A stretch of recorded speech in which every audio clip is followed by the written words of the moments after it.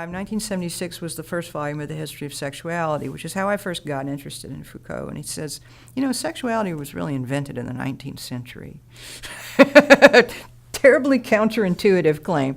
But then he talks about it, how the concept of sexuality actually brings together a whole bunch of things that were really considered as different things in previous times. The sinful flesh versus the reproductive not biology, even reproductive processes and natural history, other kinds of things that had to do with, courtly love. All of that stuff gets rolled into the concept of sexuality and gets medicalized in the late 19th century. So that's the stuff that interested me. And then in the 80s, just before his death, he begins the work on ethics, and mostly on ancient Greek ethics, ethos as a way of life.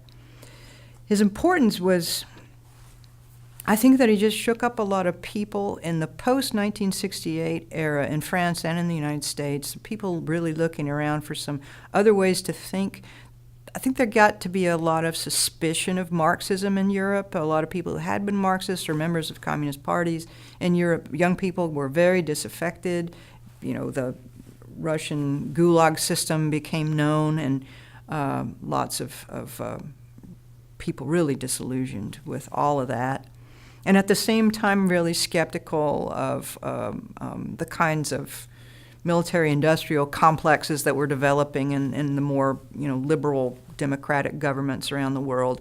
People were the beginnings of globalization, what we think of now as globalization, were in the early 70s. I think during this period, there were just a lot of people saying there's upheavals all over the place, and we don't understand what's going on, and we need some new ways to think.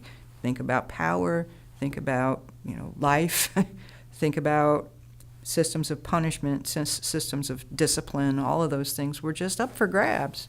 Sexuality, certainly, in the wake of the feminist movement, gay liberation, and all those things. It was very timely.